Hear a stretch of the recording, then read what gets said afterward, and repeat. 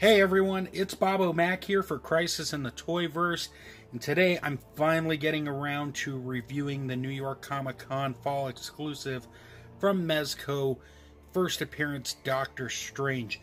Now, I am not the biggest Dr. Strange fan, but I do appreciate a cool looking figure, and that's what this guy is. I also did pick up the regular release. I just never got around to reviewing it, to be quite honest with you guys. But I did want to talk about this, but before we go any further, I want to give a special shout out to Al and Chris. You both know who you are over at Comic Crusader / Undercover Capes, because they stood in line for me and waited to pick up this guy for me. I missed the pre-order on him. I was at work and I had a phone call come in and I had to take it. I did pick up the Wolverine, so I don't have the Wolverine yet. I'm going to have to wait with everyone else for that. But I was able to pick up Dr. Strange, so thank you guys very much. As for the figure itself, it really is not that much different from the modern Dr. Strange, or the classic-looking Dr. Strange we got in the first release from Mezco. There are some subtle differences, but you know, being honest with you guys, it's all going to depend on what you really want out of your Doctor Strange figure. I don't know yet if I'm picking up the PX exclusive version. I'm kind of on the fence about it. I probably will pick it up, but we'll see. But as for this guy, I do like the blue cape. I do like the design. It's not that much different from what we saw on the first release. We just got a couple of things that are different. So let me just bring those in for a moment.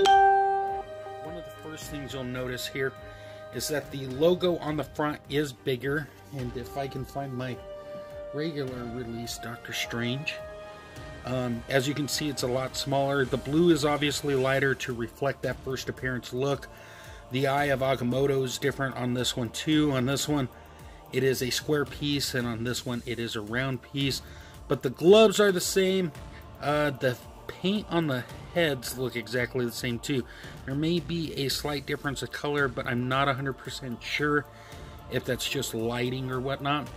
The stashes are different. This one's made out of a gold color material. This one's actually like a felt blue.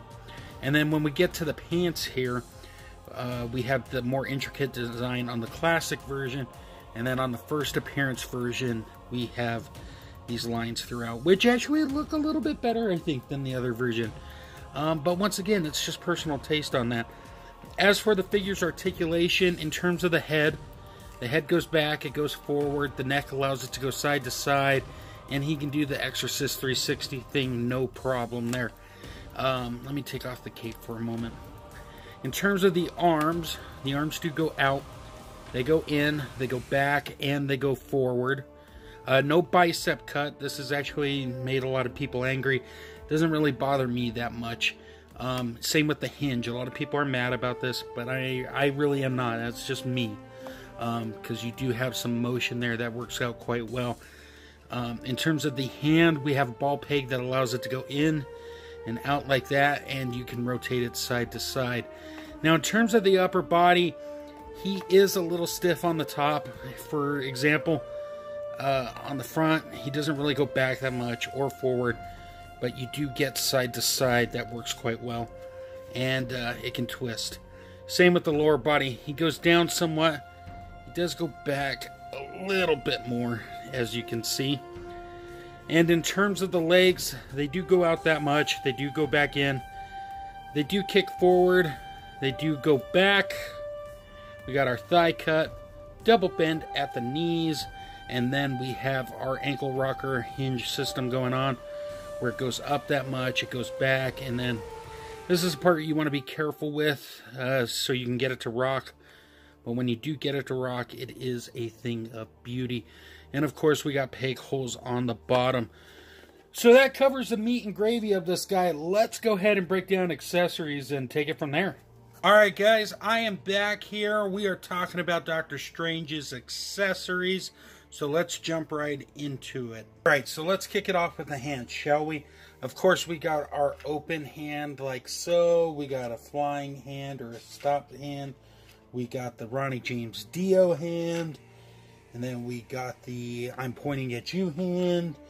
And then we have 2 fists, and these all interchange and plug in quite well for the figure. I don't have any problems with that whatsoever. We also have a closed Eye of Agamotto here, or Amulet of Agamotto, excuse me. And then on Strange himself, we have the open Amulet of Agamotto. And then speaking of Agamotto, this is a very Agamotto themed action figure. We have the Orb. And this has got some nice detail on it. I believe this comes with the PX exclusive, so that's something to weigh in mind on deciding whether or not to purchase this version or not. It does have a lid that opens up, and basically I got the whole world in my hands. The globe does pop open, and if you spin it in the right direction, it will hold in its spot. And then if you just spin it a little more, it will drop down. I know in some reviews that I've watched, it's been kind of confusing for people. You just gotta take some time and tinker with it to get it to do what its goal is, or what its functionality is, if you will.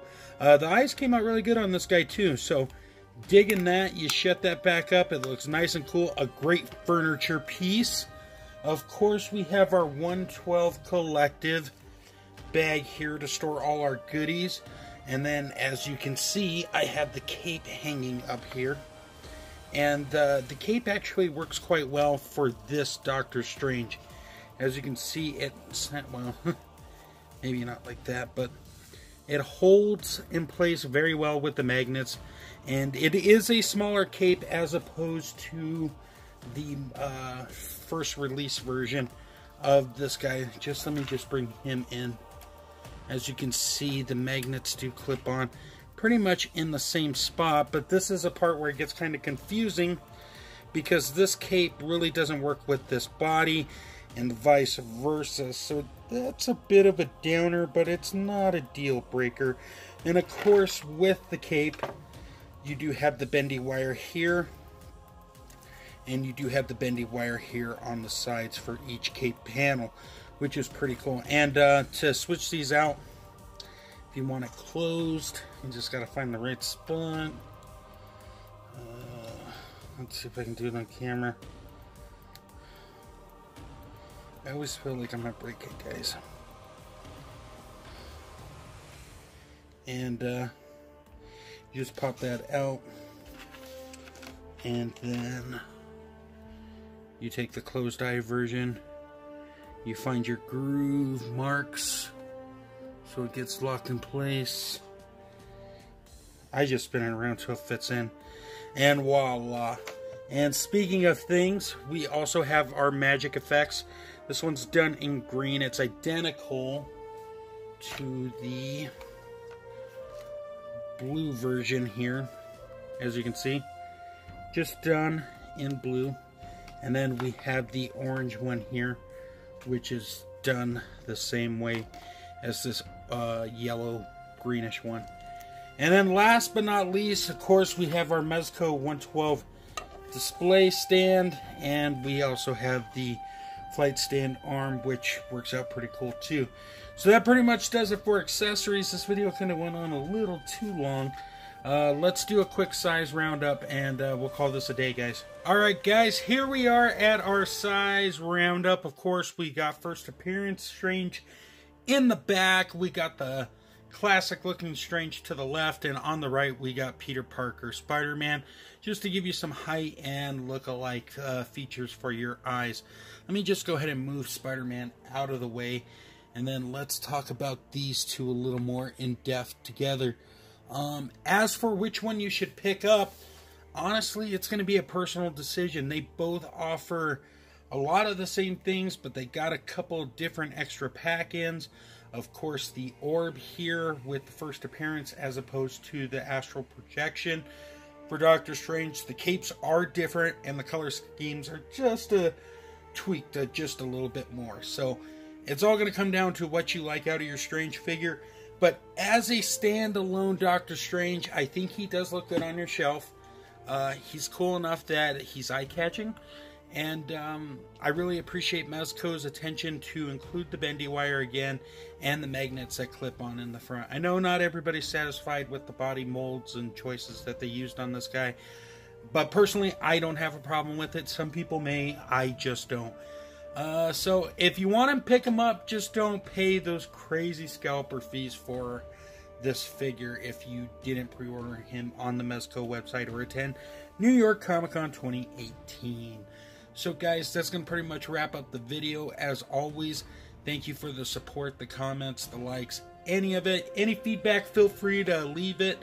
And go check out my sponsors, because they help make the show possible. But more importantly, you guys do too. So I mean that. Thank you for stopping by, taking time out of your day to watch this video. Also, my sponsors, like I said, their logos are popping up now. Just click on the links. It's not like I get paid for you to click on the link. Just see if there's anything out there that you like or may be interested in reading with the people who help make this show possible. As always, thank you so much. Slideshow at the end. Take care, everyone, and until next time, great googly moogly.